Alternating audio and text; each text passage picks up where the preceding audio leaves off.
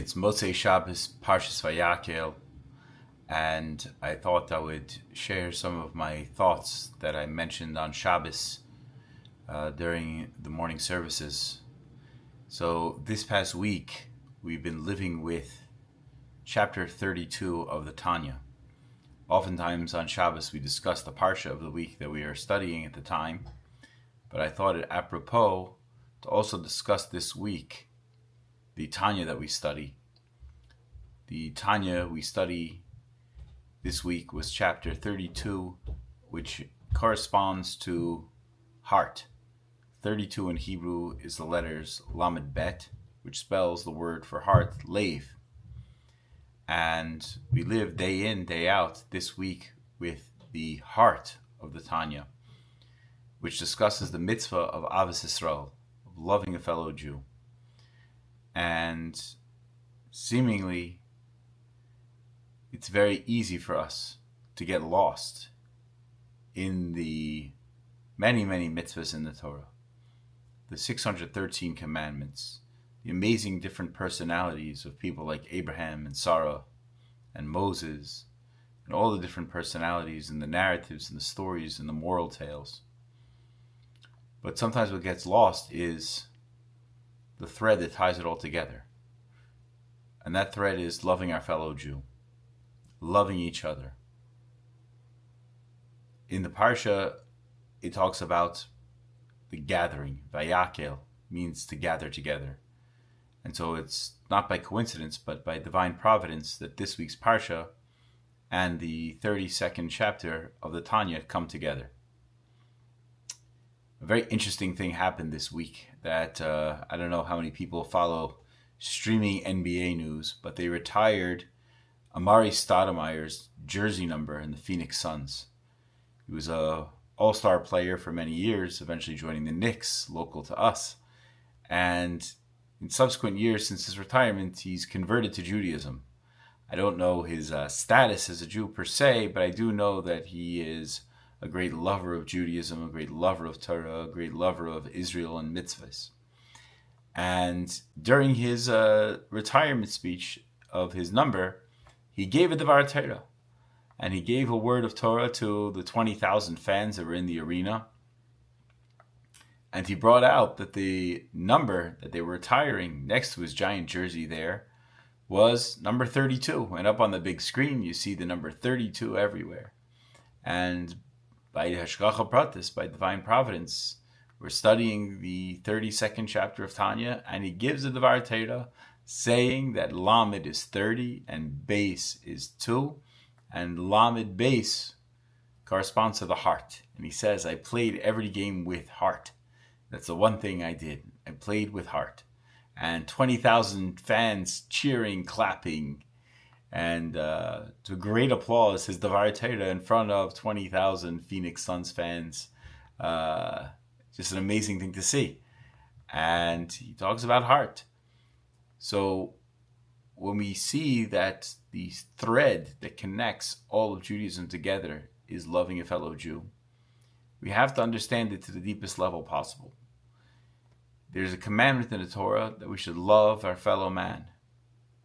Love our fellow Jew. And when it comes down to it, it seems like an impossibility to love a fellow Jew as I love myself. I love myself more than I'll ever love anybody. I know myself intimately. I know who I am.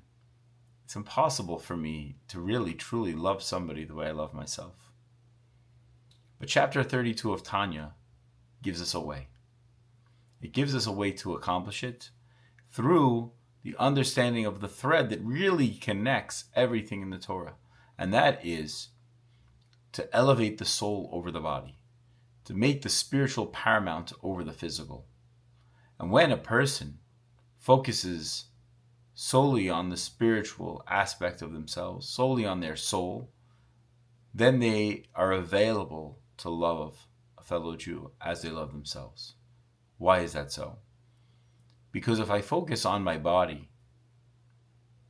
I'm immediately disconnected from somebody else who obviously doesn't occupy the same body as myself.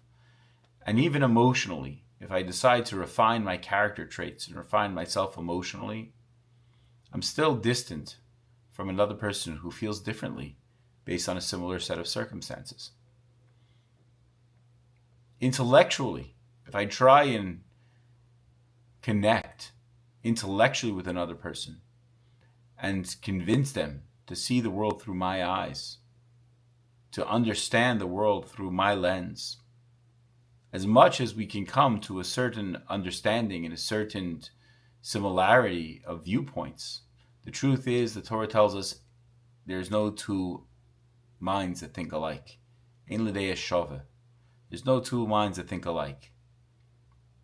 But only, solely, when I focus on my soul, can I be able to operate in a place that truly embraces another person. Because the soul of a Jew is a shared experience. If I were to take an MRI of my soul, it would be the same as your soul. And each one of those souls is a chelek elikah mimal mamish, is an actual portion of God. So when we look at all the mitzvahs in the Torah, we say, how is it that putting on tefillin is loving a fellow Jew? Or keeping Shabbos is loving a fellow Jew? Or lighting Shabbat candles is loving a fellow Jew? Or observing kosher is loving a fellow Jew? I don't see it. But if we look at it through the lens that every mitzvah is to elevate the soul over body, in order that my natural tendencies to focus on myself, my natural tendencies for self-preservation, for instinct, for joy, and my own instinct for what I deem as fun or self-fulfilling, and I am able to observe kosher, let's say. Therefore, I am focusing on my soul as being paramount over my body. There's a famous narrative in the Talmud of a prospective convert came to two of the great rabbis of his time. The two great rabbis, one was Shammai and one was Hillel. And Shammai and Hillel agree on 99% of what they say. Their approaches are 99% the same, but there are 1% where they disagree, totally disagree. Black and white. Two polar opposites.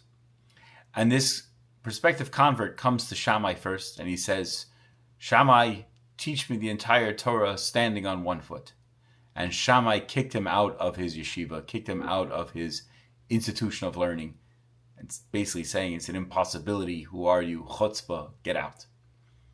Hillel, on the other hand, was asked the same question by the same prospective convert. And he says, teach me the Torah standing on one foot. And Hillel says, Be'ahavta l'recha kamecha v'odich pirusha. Loving your fellow Jew as you love yourself is the entire Torah. The rest of it is commentary.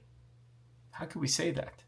How can we say such fundamentals as honoring your parents and all the different mitzvahs that are in the Torah are just a commentary on loving a fellow Jew as yourself? Well, we understand it through the lens of what the Tanya is telling us, that everything is a commentary. Everything is an explanation of elevating our soul above our body. And when we're able to elevate our soul above our body, then we can truly come to love our fellow Jew as we love ourselves. And we see today in the Jewish world, we need this mitzvah more than ever. We need this concept of loving our fellow more than anything else as the paramount way to bring Mashiach. We're told very clearly that we are thrust into exile, and the Holy Temple in Jerusalem was destroyed because of baseless hatred. Hatred that was not predicated on anything other than hatred in and of itself. And God could not dwell in amongst the people that truly hated each other. People of that time were very spiritually lofty, very great connectors, spiritually, emotionally, mentally, wealthy people. But they could not make room for each other. They could not elevate the soul as paramount over body. And God decided to destroy the Holy Temple and exile us. So our sages tell us very clearly, what is the prescription? What is the method of healing this? Is baseless love. Loving our fellow Jew as we love ourselves. And the more we focus on baseless love and Ahavas Yisrael, the more we're able to actually bring an end to this bitter and long gullus and welcome the coming of Mashiach now. Thank you so much for tuning in. Have a wonderful week. Do lots of mitzvahs and find a place to love your fellow Jew. Take care.